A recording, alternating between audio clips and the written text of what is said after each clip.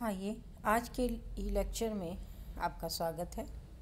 आज हम some important result of theory of relativity के बारे में चर्चा करेंगे कि थ्योरी ऑफ रिलेटिविटी से क्या महत्वपूर्ण रिजल्ट परिणाम निकलते हैं।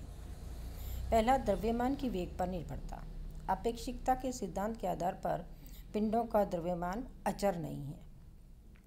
रिलेटिविटी का सिद्धांत क्या कहता है कि कोई भी पिंड का मास इनवेरिएंट नहीं है, अचर नहीं है, वरन पिंड के वेग पर की गति पर निर्भर करता है।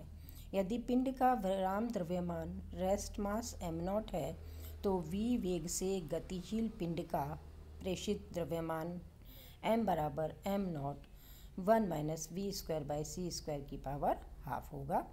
द्रव्यमान की वेग पर निर्भरता केवल उन अवस्थाओं में ही प्रेषित होती है जब उनके आवेग प्रकाश के वेग के निकट होता है। कब द्रव्यमान की निर्भरता वेग पर निर्भरता केवल कब दिखाई देगी आपको, कब प्रेषित होगी? जब v जो है वो c की तरफ अप्रोच करेगा, केवल उसी समय आप इसको डिफरेंशिएट कर सकते हैं। एक और महत्वपूर्ण परिमाण, द्रव्यमान ऊर्जा रूपांतरण। आपेक्षिकता के सिद्धांत के अनुसार द्रव्यमान व ऊर्जा एक ही भौतिक राशि के रूप हैं। उपरोक्त परिस्थितियों में द्रव्यमान का ऊर्जा का द्रव्यमान में रूपांतरण संभव है। नाभिकीय ऊर्जा द्रव्यमान शक्ति से प्राप्त होती है और पेयर प्रोडक्शन यानी युग्म उत्पादन के घटना ऊर्जा के द्रव्यमान में रूपांतरण का उदाहरण है। पेयर प्रोडक्शन जो है वो तो ऊर्जा के द्रव्यमान के रूपांतरण का एग्जाम्पल है और द्रव्यमान का ऊर्जा का द्रव्यमान में रूपांतरण संभव है। ये बहुत बड़ी बात निकल के आई है, द्रव्य ऊर्जा को उनमें एक दूसरे में रूपांतरण संभव है। द्रव्यमान में ऊर्जा की तुलना आइंस्टीन के रिलेशन E बराबर mc² से प्राप्त होती है। इन दोनों आर्टिकल्स को हम मास, द्रव्यमान की वेग पर निर्भरता, द्रव्य ऊर्जा रूपांतरण को हम आगे आने वाले ई लेक्चर में डिटेल में पढ़ेंगे। आज हम कुछ और चर्चा करते हैं। हम बात कर रहे थे टाइम डिलेशन की, experimental verification of time deletion. आज हम बात करते हैं कि क्या टाइम डिले वास्तव में होता है, एक्सपेरिमेंटली इसको प्रूव किया जा चुका है। तो आइए देखते हैं।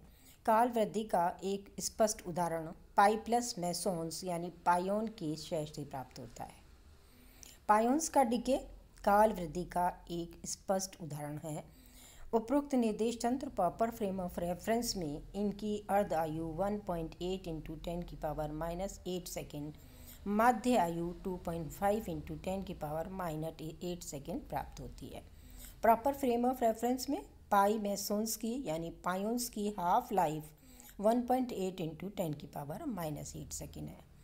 पाई प्लस मेसोन्स का विराम द्रव्यमान यानी रेस्ट मास इलेक्ट्रॉन के द्रव्यमान का 273 गुना होता है। 273 times mass of the electron is mass of the mesons, pi plus mesons, तथा ये म्यू प्लस मेसोन्स व न्यूट्रिनो में क्षयित हो जाता है।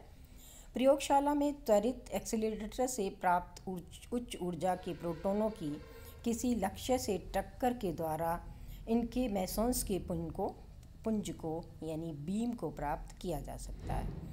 हमारे पास मेसोन्स की बीम अगर है तो इन मेसोन्स का वेग प्रकाश के वेग के निकट होता है, ये भी हम जानते हैं।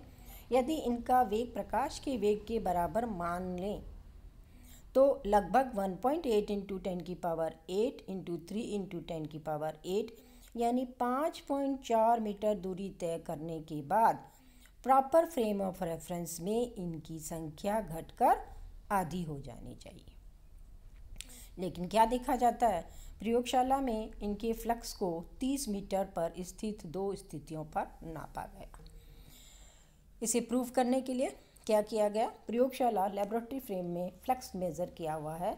30 मीटर की दूरी की दो स्थितियों पर इसका फ्लक्स नापा गया। तो क्या ऑब्जर्वेशन आए, प्रेक्षणों से प्राप्त हुआ कि इतनी दूरी चलने पर फ्लक्स का मान प्रथम स्थान पर मान के आधे से अधिक, हाफ हो जाना चाहिए, परंतु यहाँ पर आधे से अधिक यानी लगभग 60% था।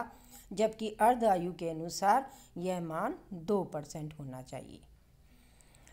असंगति का कारण प्रयोगशाला निर्देश तंत्र में उनकी अर्ध आयु में काल वृद्धि है।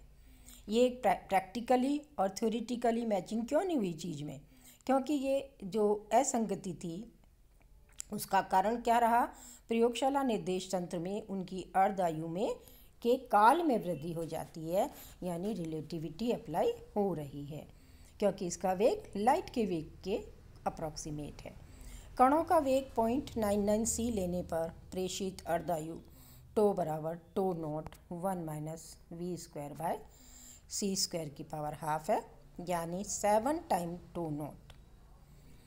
12.6 × 10 की पावर 8 सेकेंड। क्या देखा आपने? टो जो है वो 7 गुना आया टो नॉट से, यानी प्रॉपर टाइम से इतना गुना 7 टाइम्स ज़्यादा आ रहा है। 12.6 × 10 की पावर 8 सेकेंड इसका प्रेषित अर्धवायु होगी। इस प्रकार समय में फ्लक्स आधा कर रहने के लिए तय की गई दूरी लगभग 37 मीटर होगी और फ्लक्स 60% रहने के लिए दूरी 30 मीटर प्राप्त होगी, जो प्रायोगिक परिणाम के अनुकूल है। अगर हम टो को ये लेके चल रहे हैं तो हमारा एक्सपेरिमेंटल और थ्योरेटिकल पार्ट कि 30 मीटर की दूरी पर अगर फ्लक्स मेज़र किया जाए तो 60% रहना चाहिए, वो प्रूव होता है। धन्यवाद। इसके अलावा जो हम बात कर रहे थे इम्पॉर्टेंट रिजल्ट ऑफ रिलेटिविटी की, द्रव्यमान की वेग पर निर्भरता, इसको हम कल और डिटेल में डिस्कस करेंगे। धन्यवाद।